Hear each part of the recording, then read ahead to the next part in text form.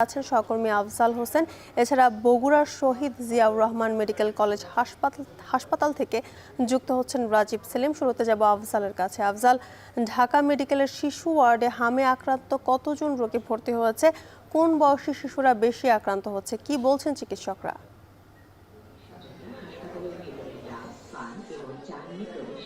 জ্যোতিকা, চিকিৎসকরা বলছেন শিশুদের জন্য হাম সবচেয়ে বেশি ঝুঁকিপূর্ণ এবং শিশুদের 9 মাস বয়সী থেকে শুরু করে বেশি যারা রয়েছেন 10 বছর পর্যন্ত টিকা দেওয়া হচ্ছে, অর্থাৎ এই বয়সের শিশুরাই সবচেয়ে বেশি ঝুঁকিতে আছে। এবং এখানে ঢাকার পাশাপাশি ঢাকার বাইরের বিভিন্ন এলাকার অভিভাবকরা এসেছেন এবং এখানে শিশু ওয়ার্ডে সব বয়সী শিশুই দেখছি, যদিও এখানে হামের পাশাপাশি অন্যান্য যে সকল শিশু রোগ রয়েছে সেই রোগেও রয়েছে। তবে গেল কয়েক সপ্তাহ ধরে হামের প্রাদুর্ভাব বেড়ে যাওয়ায় হামের জন্য যে বিশেষায়িত ওয়ার্ড করা হচ্ছে সেখানে ভিড় রয়েছে। এর পাশাপাশি আসলে যাদের মধ্যে হামের কিছু লক্ষণ রয়েছে সেই শিশুদেরকেও চিকিৎসা দেওয়া, পাশাপাশি ডাক্তারের পরামর্শের জন্য আসলে অনেক অভিভাবক আসছেন। পাশাপাশি তারা আসলে পরীক্ষা নিরীক্ষা করছেন যে হামের কোনো লক্ষণ রয়েছে কিনা, কোনো উপসর্গ রয়েছে কিনা, এই বিষয়টা অনেক সচেতন রয়েছেন। তো এর পাশাপাশি সরকারের পক্ষ থেকে একটু পরেই রাজধানী শিশু হাসপাতাল পরিদর্শন করবেন স্বাস্থ্যমন্ত্রী এবং তিনি এখানকার পরিস্থিতি জানবেন। এর পাশাপাশি সারা দেশে আপনি যেমনটি বলছিলেন যে আজ থেকেই দেশের গুরুত্বপূর্ণ কয়েকটি উপজেলায় টিকা সরঞ্জাম পাঠানো হবে এবং আগামী রোববার থেকে যে সকল উপজেলায় সবচেয়ে বেশি সংক্রমণ রয়েছে সেখানে টিকা প্রদান শুরু হবে। এবং চিকিৎসকরা বলছেন যে আসলে দীর্ঘদিন হামের সংক্রমণ না থাকার কারণে মানুষ অনেকটা কিছুটা অসচেতন ছিল এবং এর ফলে টিকা নেওয়ার বা দেওয়ার যে অনীহা ছিল সেখান থেকে প্রাদুর্ভাবটা হঠাৎ করে বেড়েছে বলে আশঙ্কা করছেন। এর বাইরে অপুষ্টিজনিত সমস্যা বা যাদের দীর্ঘদিন কৃমির ওষুধ খাওয়া হয়নি এ ধরনের বাচ্চার ক্ষেত্রেও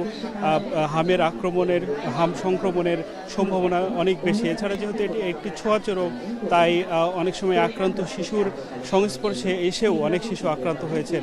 তো এই ছিল এখান থেকে সবশেষ। আমরা বগুড়ার পরিস্থিতি জানতে যুক্ত হচ্ছি সহকর্মী রাজীব সেলিমের কাছে।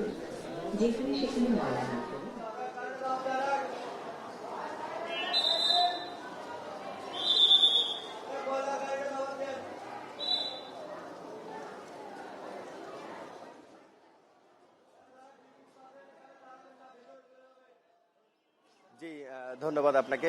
সারা দেশের মতো বগুড়াতেও হামের প্রাদুর্ভাব বেড়েছে, সংক্রমণ বেড়েছে। আর একইভাবে সারা দেশের মতো বগুড়াতেও প্রস্তুতি নেওয়া হয়েছে। আমি এই মুহূর্তে শহীদ জিয়াউর রহমান মেডিকেল কলেজ হাসপাতালে রয়েছি। এখানে হামের সেবা দেওয়ার জন্য সব ধরনের প্রস্তুতি নেওয়া হয়েছে এবং যে ইউনিট রয়েছে হামের জন্য, যে স্পেশাল ইউনিট রয়েছে সেই ইউনিটে 10 শয্যা ছিল, সেটি শয্যা বাড়িয়ে আজ থেকে 50 শয্যায় রূপান্তর করা হয়েছে। এবং সেই ওয়ার্ডে যে পরিমাণ সংস্কার দরকার ছিল সব ধরনের সংস্কার শেষ হয়েছে এবং প্রস্তুতি শেষ হয়েছে। গেল রোববার থেকে এই হামের সংক্রমণের যে প্রভাব সেটি টের পেতে শুরু করেছে বগুড়াবাসী। আসলে আতঙ্কও ছড়িয়েছে ঠিক একইভাবে। গেল রোববার প্রথমবারের মতো এই শহীদ জিয়াউর রহমান মেডিকেল কলেজ হাসপাতালে হামের উপসর্গ নিয়ে একজন রোগী ভর্তি হন। তারপর থেকে এখন পর্যন্ত সব মিলিয়ে 17 জন রোগী ভর্তি হয়েছেন। তার মধ্যে 11 জন এখন পর্যন্ত ভর্তি রয়েছেন এবং 5 জন একেবারে সুস্থ হয়ে ফিরে গেছেন। এবং এর মধ্যে একজনের একটি দুঃখজনক ঘটনা রয়েছে। 10 মাস বয়সী শিশু হুমায়রা, যিনি শেরপুর উপজেলার বাসিন্দা, শেরপুর উপজেলার সেই শিশুটি গেল মঙ্গলবার রাতে মারা যান এবং তারপর থেকেই আতঙ্ক আরও ছড়িয়েছে। চিকিৎসকরা বলছেন যে হামের উপসর্গ যাদের শরীরে দেখা যাচ্ছে, যেমন জ্বর এবং শরীরের লাল ফুসকুড়ি ভাব এরকম যাদের রয়েছে, তারা যেন হাসপাতালে আসেন এবং চিকিৎসকের পরামর্শ নেন। আতঙ্কিত না হওয়ার জন্য পরামর্শ দিচ্ছেন চিকিৎসকরা।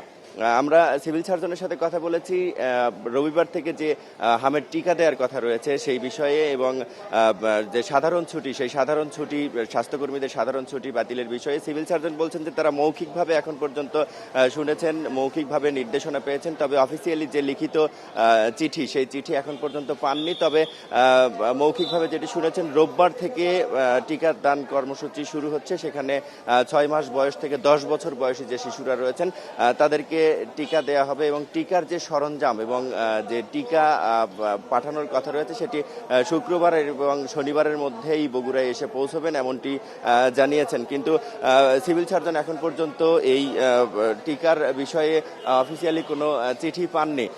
রবিবারের মধ্যে সব ধরনের সরঞ্জাম পেলে রবিবার থেকেই আসলে টিকাদান কর্মসূচি শুরু হবে এবং সব ধরনের সেবা দিতে প্রস্তুত স্বাস্থ্য বিভাগ। এই ছিল আমার কাছে বগুড়া থেকে হামের প্রাদুর্ভাব নিয়ে সবশেষ খবর। জ্যোতিকা।